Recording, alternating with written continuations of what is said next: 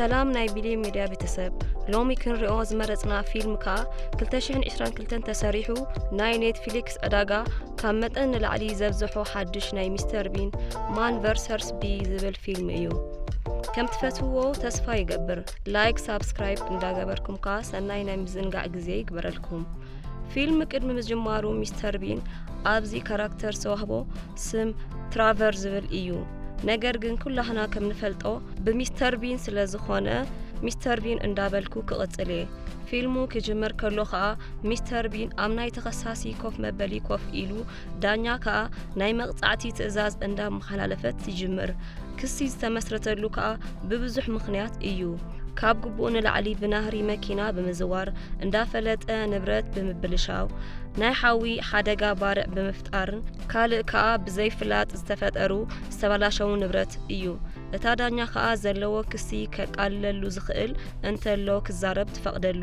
ሚስተር ቢን ከኣ እዚ ኩሉ ነገር ከመይ ኢሉ ከም ዝተፈጥረ ካብ መሰረቱ ጀሚሩ ከረዳኣ ይጅምር። እዚ ታሪኽ ክጅምር ከሎ ከኣ ሓንቲ ንእሽተይ ንህቢ ኣብ ከባቢ እንዳ ጆን ክትዘውር ትረአ።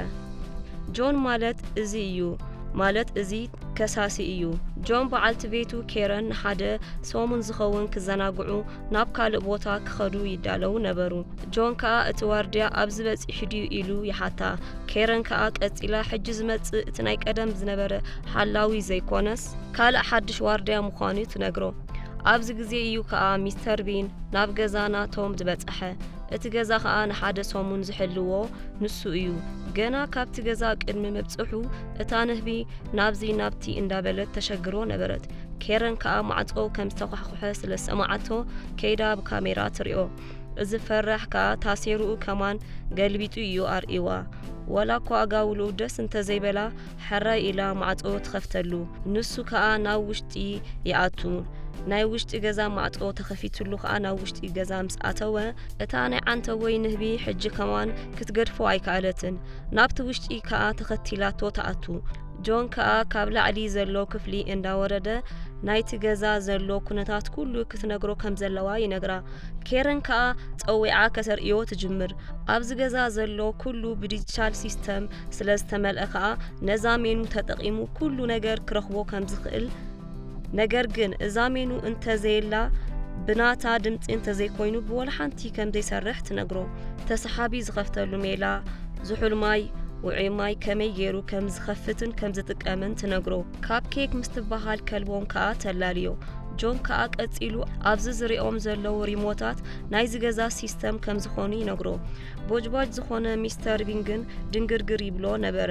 ሓደ ሓደ ናይ መግቢ ኣስቤዛ ኣብ ውሽጢ ከም ዝርከብን ኬረን ትነግሮ ነበረት። ኣብዚ ውሽጢ ከኣ ብዙሕ ፒናት ስለ ዘሎ ፒናት ከኣ ካብ ኬክ ክትበልዕ ከም ዘይብላ ንሱ እንተበሊዓ ከኣ ብጣዕሚ ሓያል ዝኾነ ኣለርጂክ ከም ዘምፅኣላ ትነግሮ።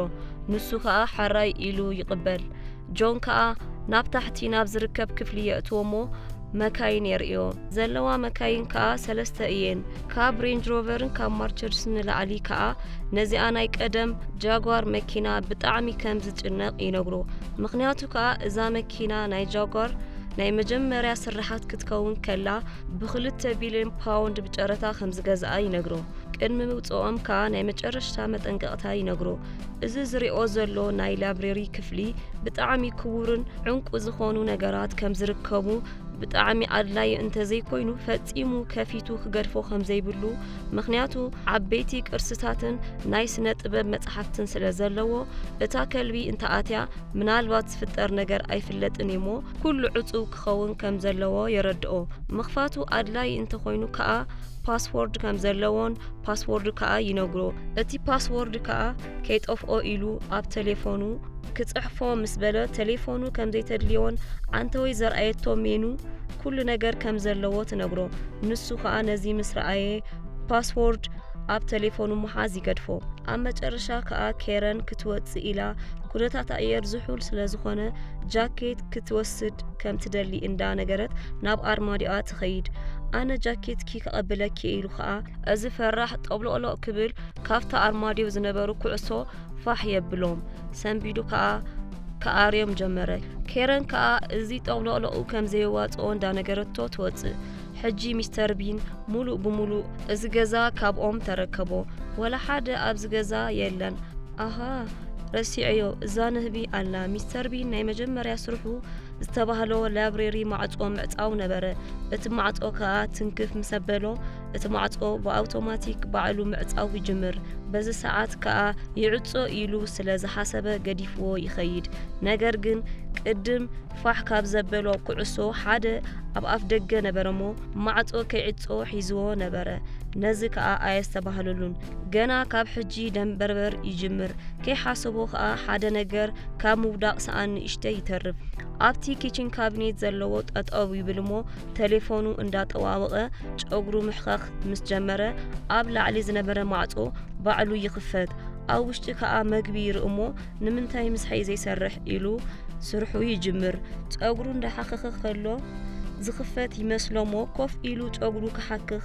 ናይ ታሕቲ ዘሎ ተስሓቢ ይኽፈት ኢዱ ስለ ዝገበረ ዘይኮነስ ጨጉሩ ስለ ዝሓኸኸ ዝኽፈት ይመስሎሞ ነቲ ሜኑ ከዓ ካብቲ ዝነበሮ ቦታ ናብ ላዕሊ የጸጉዖሞ ኣብቲ ናይ መጀመርያ ጋዝ ባዴላ ይቐምጥ ነታ ጋዝ ኣብ ዝውላዓሉ ግዜ ከይፈለጠ ነቲ ባዴላ ዘለዎ ዘይኮነስ ነቲ ሜኑ ዝነበሮ እዩ ወሊዕዎ ኣርከይን እዚ ኣይፈለጠን ነይሩ ኣይውዕዩን ድዩ እንዳበለ ከዓ ይጽበይ ተተጸበየ ዘይውዒ መመሊሱ ከዓ ሓይሊ ይውስኸሉ ሃንደበት እታ ንህቢ ኣብቲ ናይቲ ጣሳ ኣፍ ምስ ረኣያ ንዓኣ ኣብ ምስጓግ ይጽምድ ሃንደበት ከዓ ካብ ዓይኑ ትስወር ናፍቲ ማዕጾ ምስ ረኣየ ከዓ ናብ ደገ ዝወፀት ይመስሎሞ ነቲ ማዕጾ ዓፀዎ እታ ጉደኛ ዝኾነት ንህቢ ለካ ኣብዚያ ነይራ መሊሳ ከዓ እንዳነፈረት ናፍቲ ከልቢ ትጽጋዕ እቲ ከልቢ ከዓ ንዓኣ ንምንካስ እንዳነበሐ ክጎያ ጀመረ እዛ ንህቢ ከዓ እንዳነፈረት ከይዳ ናብቲ ናይ ቅድም ተኸፊቱ ዝነበረ ላይብረሪ ተኣቱሞ እቲ ከልቢ ከዓ ንዓኣ ተኸቲሉ እንዳጎየ ናፍቲ ውሽጢ ኣቱ ሽዑ እታ ኩዕሶ ትንቀሳቐስሞ እቲ ማዕጾ ይዕጾ ሚስተር ቢን እዚ ምስ ረኣየ ይስንብድሞ እታ ከልቢ ቤንጌራ ከም ዝኣተወት ድንግርግር ይብሎ ንሱ ነቲ ማዕጾ ዝዓጸወ ይመስልዎ ነይሩ ማዕጾ ክኸፍቶ ምስ በለ ከዓ እቲ ማዕጾ ፓስወርድ ኣለዎ እቲ ፓስወርድ ከዓ ኣብቲ መጽሓፍ እዩ ዘሎ መጽሓፍ ኣበይ ከም ዘሎ ምስ ዘከሮ እቲ መጽሓፍ ይነድድ እዩ ነይሩ ብስምባደ ከዓ ነቲ መጽሓፍ የልዕሎሞ ማይ ክደፍኣሉ ምስ በለ እቲ ማይ ከዓ ዝኽፈት ብኮድ እዩ ነይሩ በዚ ሰዓት ዝገብሮ ጠፊእዎ እቲ መጽሓፍ ከዓ መመሊሱ ይነድድ ነበረ ምስ መረሮ ከዓ ከይዱ ዝስተ ዕሹግ ማይ የምጽእሞ ይደፍኣሉ ነገር ግን እንታይ ይግበር እቲ መጽሓፍ 99 ሚእታዊት ነዲድ እዩ ነይሩ እታ ከልቢ ከዓ ነቲ ገዛ ትበታትኖ ነበረት ፊዮሪ ኣይትገድፍ መቐመጥ ኣቑሑት ኣይትብል ዝተረፈ ኣይነበረ ነቲ ገዛ ኣበላሸወቶ ናይቲ ማዕጾ ኮድ ክዝክር እንተፈተነ ክመጻሉ ኣይከኣለን ከምዚ ኢሉ ከሎ እታ ከልቢ ናይቲ ገዛ ኣቑሑት ዳርጋ ኩሉ ሴራ ወዲኣቶ እያ ደሃር እንዳፈረሐ ፓስወርድ ይፍትን ብተደጋጋሚ ምስ ፈተነ ሲስተሙ ባዕሉ ይዕጾሞ ሕጂ ኬረን መጽያ ብድምጺ ከይከፈተቶ ወላ ሓደ ክኸፍቶ ኣይክእልን እዩ ናይቲ ማዕጾ መስትያት ብሞደሻ ገይሩ ክሰብሮ ይፍትንሞ ነቲ መስትያት ብሓይል ይሃርሞሞ እቲ ሞደሻ ከዓ ካብ ኢዱ ይሞልቆሞ ነጢሩ ኣብ ካልእ ነገር ይትከል ኣብ መንደቕ ንፎርማ ተባሂሉ ዝተሰቐለ ጨርቂ ከዓ ይቐዶ እታ ከልቢ ከዓ ብንፉዓት ስነ ጥበባውያን ጸሓፍቲ ዝተጻሕፈ ናይ ስነ ጥበብ መጽሓፍ መቕዳድ ጀመረት ሚስተር ቢን ከዓ ኣብ ዝኣትዎ ጠፍኦ ዝገብሮ ምስ ጠፍኦ ከዓ ናይ ኬረን ኣምሲሉ ክዛረብ ይፍትን ድሕሪ ብዙሕ ፈተነ ከዓ ይሰርሓሉሞ እቲ ማዕጾ ይኽፈት ሕጂ ዝተበታተነ ገዛ ምዕራይ እዩ ስርሑ ቅድም ዝቐደዶ ጨርቂ ንምዕራይ ከዓ ሳሎን ገምጢሉ ናይቲ ሳሎን ጨርቂ ናይ ትሕቲኡ ዘሎ ቀዲዱ ካችኣፕ ይለኽየሞ ኣብቲ ዝነበሮ ቦታ ይሰቕሎ ነቲ ዝተበታተነ ገዛ ከዓ ሙሉእ መዓልቲ ከዕርዮ ወዓለ ዝተቐደዱ ናይ መጽሓፍቲ ገጻት ከዓ ኣብ ትሕቲ ምንጻፍ ይሓብኦ ምሸት ቅድሚ ምድቃሱ ከዓ ናፍቲ ገዛ ሰራቒ እንተኣትዩ ኣላርም ክገብር ወሊዕዎ ኸደ ሃንደበት ድሕሪ ምድቃሱ ዝኾነ ነገር ትዝበሎሞ ናብ ደገ ክወፅእ ደልዩ ማዕጾ ይኸፍቶ እቲ ኣላርም ከዓ እንዳጸውዐ ከባቢኡ ረበሸ ፖሊስ ከዓ ንጽባሒቱ ንግሆ ይመጹ ምሸት ኣላርም ብጣዕሚ ብተረጋጋሚ ይጽውዕ ከም ዝነበረ ምኽንያቱ እንታይ ምዃኑ ይሓቶ ወላ ሓንቲ ከም ዘይተፈጥረን ብጌጋ ምዃኑን የረድኦ እታ ንህቢ ከዓ ካብቲ ገዛ ምውፃእ ኣብያ ኣማሪራቶ ነበረት ሓደ ብልሓት ከዓ ፈጠረ ፒናት ኣባኒ ይለክሞ ኣብ ኦቨን ውሽጢ የቐምጦ ነቲ ኦቨን ከዓ ከፊቱ ገደፎ እታ ንህቢ ምስ ኣተወት ተጸቢዩ ከዓጽዋ እዩ ደልዩ በዚ ሰዓት ዚ ዘስተውዓለሉ ነገር ፒናት ዝለኸየሉ ካራ ኣብ ጋህ ዝበለ ቦታ ኣቐሚጥዎ ነበረ ካፕኬክ ከዓ ከይዳ ለሓሰቶ ካፕኬክ ከዓ ናይ ፒናት ኣለርጂ ኣለዋ እታ ንህቢ ከዓ ናብቲ ዝተዳለወላ መጻወድያ ተኣቱ መኾስተር ኣልዒሉ ከዓ ቀስ ኢሉ ነቲ ኦቨን ዓጸዎ በዚ ግዜ ዚ ሃንደበት ኬረን ትድውል ዘለዎ ኩነታት ተሓቶሞ ፖላይስ ኣላርም ሰሚዖም ናብ ናቶም ገዛ ከም ዝኸዱ ትነግሮ ንሱ ከዓ ብጌጋ ከም ዝኾነ ነይረዳእሞ ሽዑ ጆን ብዛዕባ ካፕኬክ ይሓትት ነበረ ካፕኬክ ኣብቲ ድቅሰሉ ቦታ ምስ ቀረበ ካፕኬክ ኣይነበረትን ናብ ታሕቲ ምስ ረኣየ ከዓ ፒናት ትልሕስ ነበረት ንሳቶም ከዓ እዚ እንተሪኦሞ ንዕኡ ዓብይ ዝኾነ ጸገም ከምጻሉ እዩ ንሱ ከዓ ካፕኬክ ደሓን ከም ዝኾነትን ከምስል ጀመረ ነገር ግን ኣብ ገጹ ደሓን ከም ዘይኮነት ስለ ዝተረድኡ እታ ከልቢ ከርእይዎ ይነግርዎ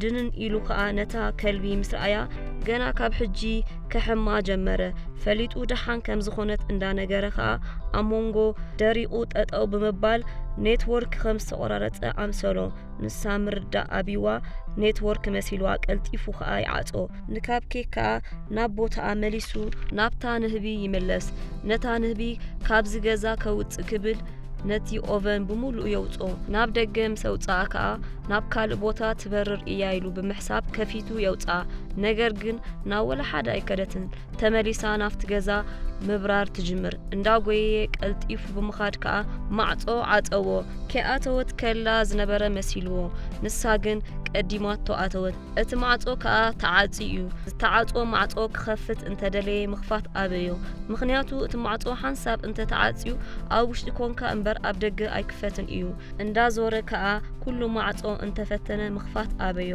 ሃንደበት ከዓ ናይታ ከልቢ ፍኒስትራ ይርእሞ ብኡ ከኣቱ ፈተነ ንሱ እውን ምኽፋት ኣበዮ እቲ ፍኒስትራ ዝኽፈት ከዓ ኣብታ ናይታ ከልቢ ኣብ ክሳዳ ዘሎ ኤሌክትሮኒክስ ሲስተም እዩ እታ ከልቢ ናፍቲ ማዕጾ ምስ ትቐርብ ጥራዩ ከዓ እቲ ፍኒስትራ ዝኽፈት ናብቲ መስትያት ተጸጊዑ ከዓ ነታ ከልቢ ይጽውዓ ነገር ግን እታ ከልቢ ክትመጾ ኣይከኣለትን ሓደ ኣማራጺ ከዓ የምጽሞ ድሙ ኣምጺ ናፍቲ ማዕጾ የጸግዕ ናይ ድሙ ድምጺ ምስ ሰምዐት ከዓ እንዳጎየት ናብ ደገ ትወጽእ ነገር ግን እቲ ፍኒስትራ ቀልጢፉ እዩ ተዓጽዩ ሕጂ ዘለዎ ኣማራጺ ኣብ ክሳድ ናይታ ከልቢ ዘሎ ቁልፊ ምፍታሕ እዩ እቲ ቁልፊ ፈቲሑ ከዓ ኣብ ክሳዱ ይገብሮሞ ናፍቲ ማዕጾ ምስ ተጸግዐ ማዕጾ ይኽፈተሉ ኣብኡ ከሎ ከዓ እንዳንፈሓኾ ዝገበረ ገይሩ ይኣቱ ናብ ውሽጢ ኣትዩ ከዓ ነታ ዘሸገረቶ ንህቢ ምስጓግ ይጅምር እታ ንህቢ ከዓ እንዳነፈረት ከይዳ ናብቲ ናይ ዕንጨይቲ ሓዊ ዝጥቀሙሉ ቱቦ ተኣቱ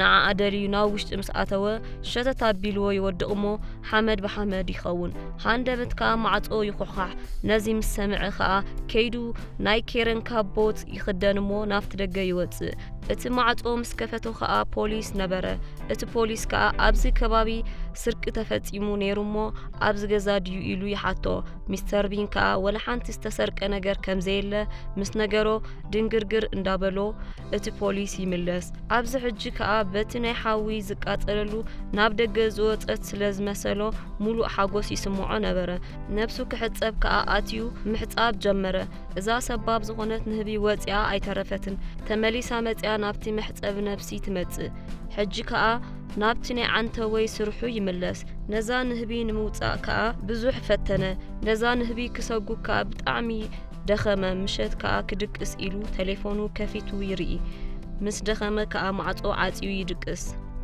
በዚ ሰዓት ከዓ ሰለስተ ሰረቕቲ ናፍቲ ገዛ ክሰርቁ ይመጹሞ እዞም ሰረቕቲ ከዓ ናይቲ ገዛ ሲስተም ኩሉ ሓግ እንዳገበሩ በሲስተም እንዳሰበሩ ናብ ውሽጢ ይኣትዉ እታ ከልቢ ከይተነብሕ ከዓ ዘደንዝዛ ነገር ይህብዋሞ እዞም ሰረቕቲ ናፍቲ ገዛ ሙሉእ ካርታ ሒዞም ስለዝመጹ ዝሰርቅዎ ነገር ተኸፋፊሎም ናብ ስርቆም ይኸዱ። ሚስተር ቢን ከዓ ኣብዚ ግዜ እዚ ሓደ ድምፂ ይሰምዕ እሞ ካብቲ ዝደቀሶ ይትስእ። ዝሰምዖ ድምፂ ከዓ ናብቲ ሽቓቕ ኣከባቢ ስለዝነበረ ቀስ እንዳበለ ከዓ ድምፁ ሓቢኡ ናብቲ ሽቓቕ ይኣቱ። ለካ እዚ ሰብ ዝሰምዖ ዝነበረ ናይቶም ሰረቕቲ ዘይኮነስ ናይታ ንህቢ እዩ ነይሩ። ኣይ ሚስተር ቢን ክሰምዖ ዘለዎ ነገር ገዲፉ ካልእ ዘየድሊ እዩ ዝሰምዕ። ነታ ንህቢ ክቐትላ ይብል እሞ ሙኻን ይኣብዮ። ከምቲ ልሙድ ከዓ ንዓኣ እንዳሰጎገ ናብቲ ሳሎን ይመጽእ። ኣብዚ ግዜ እዚ እቶም ሰረቕቲ ኣብ ድሕሪ ሳሎን ቀልጢፎም ይሕብኡ። ንሱ ምስታ ንህቢ እንዳተባእሰ ከሎ እቶም ሰረቕቲ ቀስ ኢሎም ይወጹ እሞ ናብቲ ናይ ላይብረሪ ክፍሊ ኣትዮም ይሕብኡ። እታ ንህቢ ከዓ ኣበይ ከም ዘላ ምስኣና ብሕርቃ እናንበደቀሲኡ ክድቅስ ይኸይድ። ክድቅስ ምስ በለ ከዓ ከምቲ ልሙድ ሲስተሙ ይዓጾ። በዚ ሰዓት እዞም ሰባት ኣብቲ ላይብረሪ ተዓጽዮም ተረፉ። ሲስተም ሃግ ዝገብርሉ ማሽን ኣብ ደገ ስለ ዝነበረ ሕጂ ብወላ ሓደ ክኸፍትዎ ኣይክእሉን እዮም። ለይቲ ምስ ወግሐ ከዓ እዞም ሰረቕቲ ክሳብ ሕጂ ኣብቲ ውሽጢ ላይብረሪ እዮም ዘለዉ። ሃንደበት ከዓ ማዕጾ ይኹሕካሕ። ሚስተር ቢን ከዓ ከይዱ ማዕጾ ምስ ከፈተ እቲ ኩሉ ግዜ ዝመጽእ ፖሊስ ነበረ። እቲ ፖሊስ ከዓ ን7 ሰዓታት ኣብዚ ኣፍደጊኦም ናይ ሰረቕቲ መኪና ጠጠው ከም ዝበለ ሰረቕቲ ኣትዮም ድዮም ኢሉ ሓተቶ። ነገር ግን ሚስተር ቢን ኣይኮነን ኢሉ ኣብ ዝከራኸረሉ ኣብ ዝነበረ ግዜ እቶም ሰረቕቲ ንምህዳም ይፍትኑ ስለ ዝነበሩ ካብ ርሑቕ ረኣዮም። ሚስተር ቢን ዝረኣዮ ነገር ምእማን ይስእን። ሽዑ ንሽዑ ተወሳኺ ሓይሊ ይመጽ እሞ እቶም ሰረቕቲ ኣብ ትሕቲ ቀይዲ ይኣትዉ። እቶም ፖላይስ ከዓ ካብቲ ከባቢ ምስከዱ ሚስተር ቢን ሓደ መጻወድያ ከዳሉ ይሓስብ። ከምቲ ልሙድ ከዓ ፒናት ኣባኒ ገይሩ ይለክሞ ኣብ ሓደ ቦታ የቐምጦ። እታ ንህቢ ክሳብ ትመጽእ ከዓ ኣብ ትሕቲ ጣውላ ይሕብኣ።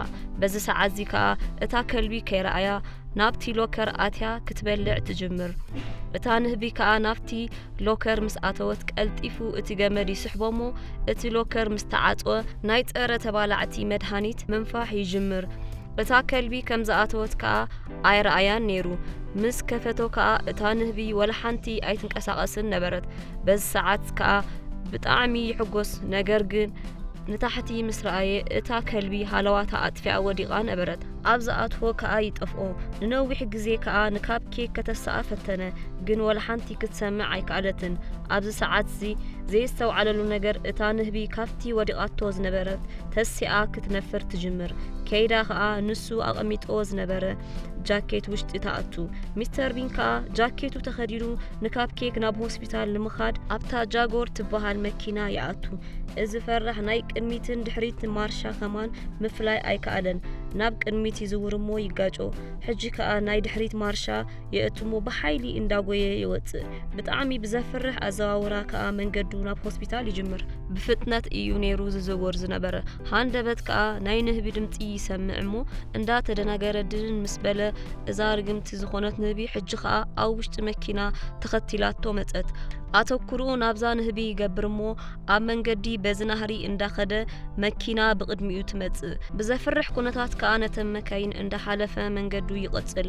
ብቕልጡፍ ሆስፒታል ንምብጻሕ ከዓ መኪና ካብ ንቡር ወጻኢ ይዝውር ነበረ። ኣተኩርኡ ናብዛ ንህቢ እንዳገበረ መሊሱ ድንግርግር ኣብ ዝብለሉ ዝነበረ ሰዓት ብቕድሚኡ መኪና ትመጾሞ ካብኡ ከሃድም ከዓ መንገዱ ስሒቱ ኣብ ዝነበረሉ ግዜ ናይ ትኪ መውፅኢ ትቦ ካብታ መኪና ተለቒቑ ይወድቕ።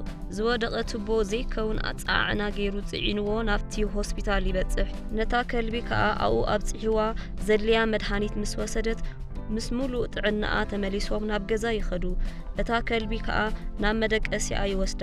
ሕጂ ናፍታ መኪና ይምለስ እሞ ኩሉ መስትያት ድሕሪ ምዕጻው ነታ ንህቢ ምድላይ ይጅምር። እታ ንህቢ ከዓ ብዳሽቦርድ ጌራ ናብ ውሽጢ ናይቲ መኪና ክፍሊ ኣትያ ነይራ። ካብ መኪና ወሪዱ ሓጺን የምጽእ እሞ እዛ ኣዝያ ክብርቲ ዝኾነት ናይ 2 ቢልዮን መኪና ሓንቲ ንህቢ ንምድላይ ኢሉ ነታ መኪና ክፈነቕላ ጀመረ። ሙሉእ ነፍሳ ናይታ መኪና ኣይተርፍ፣ ዳሽቦርዱ ኣይተርፍ፣ ኩሉ ነገሩ ፈነቐሎ። ብሓንቲ ኒኬሊ ገይሩ ምስ ሰማዓ ከዓ ናብ ድሕሪት ከም ዝኸደት ይርድኦ። እንዳደለያ ከሎ ከዓ ዝነበረቶ ቦታ ይረኽቦ እሞ ግራንደር ኣምጽኡ ነዛ መኪና ይቆራርጻ። بربعة مأزم مسقرارت كا اتا نهبي توص እዚ ኩሉ ድኻሙን ከንቱ እዩ ነይሩ ክቐትላ ይብል እሞ እታ ንህቢ ከዓ እንዳነፈረት ናብ ደገ ትወፅእ ነታ መኪና እንታይ ከም ዝገበራ ይርድኦሞ ብጣዕሚ ይስንብድ ዝገብሮ ነገር ይጠፍኦሞ ካብ ልቡ ይበኪ ብዝገበሮ ነገር ከዓ ብጣዕሚ ይጣዓስ ዩቲዩብ ከፊቱ ከዓ ሓንቲ ንህቢ በይና ዝመፀት ንምንታይ ምዃኑ ከጻሪ ጅምር በዚ ሰዓት ዚ ቪዲዮ ምስራዬ ሓደ ንህቢ ካብ ንግስነት እንተወሪዱ ኩሎም ኣናህብ ከም ዘባርርዎሞ በይኑ ከም ዝተርፍ ይርዳእ ቁርብ ዋላ ይኹን ናይቲ ንህቢ ሽግር ይርድኦሞ ነገር ግን ሕጂ ዘለዎ ኩነታት ናይዛ ንህቢ ጉዳይ ወላ ሓንቲ ኣይትዎን እዩ ድሕሪት ገዛ ዘሎ ሰርቪስ ይኸይድሞ ኣብኡ ከይዱ ከዓ ነዚ ንህቢ ዝኾነ ቆፎ ይሰርሓሉ ናይቲ ንህቢ ቆፎ ከዓ ኣብ ማእከል ካንሸሎ ድሕሪ ምቕማጡ ሓቀኛ ቆፎ ከምስሎ ኢሉ ሓደ ነገር ገበረሉ ኣብ መጨረሻ ከዓ ኣብ ዩቲዩብ ቦምብ ኣተኻኽላ ንጀመርቲ ኢሉ ድሕሪ ምርኣይ ሓደ ቦምብ ኣጻዊዱ ንህቢ ክጽበይ ጀመረ በዚ ሰዓት ዚ ኬረን ምስ ጆን ገዝኦም ብግቡእ ይሕሎ ከም ዘየሎ ነፍሶም ስለ ዝነገሮም ናይ ሚስተር ቢን ነገር ወላ ሓንቲ ደስ ስለ ዘይበሎም ናብ ሃገሮም ይመለሱ ኣለዉ ንሱ ኣብዚ ቦምብ የጻውድሞ እታ ንህቢ ክትወጽእ ኢሉ ኩሉ ማዕጾ ይኸፋፍቶ እታ ንህቢ ከዓ ኣብ ማእከል ካንቸሎ ዝተቐመጠ ቆፎ ትርእሞ ናብኡ እንዳበረረት ትኸይድ ዓርከይ ቦምብ ንምትኳስ ይዳሎ ነበረ እታ ንህቢ ልክዕ ምስ ኣተወት ከዓ ኤሌክትሪኩ የራኽቦሞ እቲ ቦምብ ይትኮስ በዚ ሰዓት ካብኡ ዝመፀ እምኒ ነቲ ኣርማድዮ ይሃርሞሞ እቲ ኣርማድዮ ከዓ ናፍቲ መኪና ወዲቑ እታ ጃጓር መኪና ከዓ ናብ ድሕሪት እንዳተደፍአት ትወፅእ ልክዕ እዚ ቦምብ ኣብ ዝተተኮሰሉ ሰዓት እዩ እዞም ሰብ ገዛ ናብኡ ዝበፅሑ ዝረኣይዎ ነገር ምእማን ሰኣኑ እቲ ዝገርም ከዓ ድሕሪ እዚ ኩሉ ነገር እታ ንህቢ ወላ ሓንቲ ኣይኮነትን እታ ከልቢ ከዓ ናይቶም ዘዕበይዋ ጨና ጨኒዋ ንዕኦም ደልያ ናብ ደገ ትወፅእ በዚ ሰዓት እዚ ከዓ ናብ ላዕሊ ዝኸደ ናይ ንህቢ ቆፎ ኣብታ ከልቢ ወድቕሞ እታ ከልቢ ኣስቀጠት እዛ መከረኛ ዝኾነት ንህቢ ከዓ በቲ ትኪ መውፅእ ጌራ ናፍቲ ውሽጢ ገዛ ተኣቱ እታ ጃጓር መኪና ከዓ ናብ ደገ ሸተት እንዳበለት ወፅእሞ ናፍቲ ነዳዲ ዝነበሮ ትጽጋዕ ኣብ ልዕሊታ መኪና ወዲኡ ከዓ እታ መኪና ትቃጸል ሚስተር ቢን በዚ ሰዓት እዚ ናብ ጋራጅ ኣቱሞ ናይ ሲሊንደር ጋዝ መቃጸሊ ኣልዒሉ ናፍቲ ገዛ ይኸይድ ሰብ ገዛ ናብ ውሽጢ ገዛ ምስ ኣተው ሚስተር ቢን ንሓንቲ ንህቢ ንምቅጻል እቲ ገዛ ብሓዊ የቃጽሎ ነበረ ዝረኣይዎ ምእማኑ ከበዶም ሚስተር ቢን ንሳቶም መምጽኦም ምስ ረኣየ ናብ ዝኣትዎ ይጠፍኦ እታ ንህቢ ከዓ ወላ ሓደ ከይተንከፋ ትኺላ ብማዕጾ ትወፅእ ሕጂ ትርኢቱ ናፍቲ ናይ መጀመርያ ክጅምር ከሎ ዝረኣናዮ ይመልሰና እታ ዳኛ ከዓ ፍርዲ ክትህብ ስለ ዝኾነት ኩላቶም ክትስኡ ትእዝዝ ቅድም ብዝረኣናዮ 4 ክሲ መሰረት ን3 ዓመት መቕጻዕቲ ይውሰነሉ ናይ ሚስተር ቢን ስድራ ቤት ብጣዕሚ ይሓዝኑ እሞኸ ዘይምፍላጥ ካብ ተሓታትነት ኣየድሕንን እሞ 3 ዓመት ንምቕጻዕ ናብ ቤት ማእሰርቲ ኣቱ ጆን ምስ ሰበይቱ ከዓ $3 ሚልዮን ብምውጻእ ገዝኦም ከም በሓድሽ ይሕድሱ ኣለዉ ድሕሪ 3 ወርሒ ከዓ ሚስተር ቢን ናይ ቤት ማእሰርቲ ህይወት ተለማሚድዎ ነበረ ብንግሁ ቁርሱ ክበልዕ እንዳተዳለወ ከሎ 3 ሰባት ዝኾነ ነገር ክዛረቡ ይሰምዖም ጆን ዝተባህለ ሃብታም ን10 ዓመት ናይ ኢንሹራንስ ገንዘብ የደናግር ከም ዝነበረን እዚ ኩሉ ናይ ገንዘቡ ምንጪ ናይ ሓሶት ከም ዝኾነ ይዛረቡ ናብኦም ገጹ ተጠዊ ምስ ረኣዮም ከዓ ንሳቶም ከዓ ይሪእዎሞ እዞም ሰባት ከዓ ቅድሚ ሕጂ ናብ እንዳ ጆን ገዛ ክሰርቁ ዝመጹ እዮም ነይሮም ኣብዚ ከዓ ንዕኡ ብምርኣዮም ብጣዕሚ ይስንብድሞ ድሕሪዚ ከዓ ብናቶም ሓገዝ ናብ ፖሊስ ይድውልሞ ነገሩ ከረድኦም ክሲ ክምስርት ከም ዝደልን ይነግሮ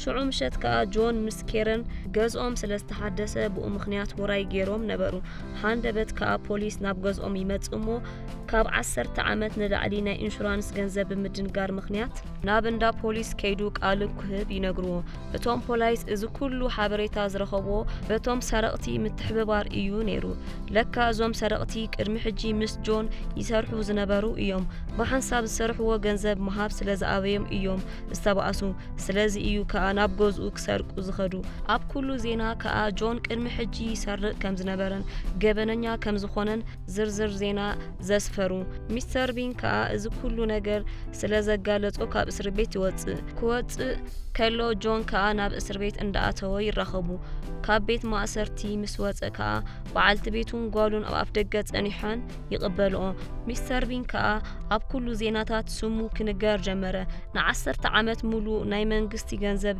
يدنا جرز نبرة سب سلزت حزة منجستي حموش شح يورو يشلمو إذا فرح زخانة مستر بين استوهبو تشيك قلبي يحيزوز نبرة البوليس كا كابروحو إيري أمو كعريو ينقرو قالوا كا كوف إلى بلايف اندا تخطاتلتو كتسحق اندار انا فيلمو ابزي ودا مفرح كا زي ترف كالك كمستر بين مخان ايو ناي بلين ميديا بيتسب فيلمو كمي نيرو كمستفتخمون كمستزناقعكمن تسفا يقبر لايك سابسكرايب زي قبركم كا حجي كتقبرو بتحت الناي حاتد اب قطالي بخالق فيلمك سام نرهب كا سسناي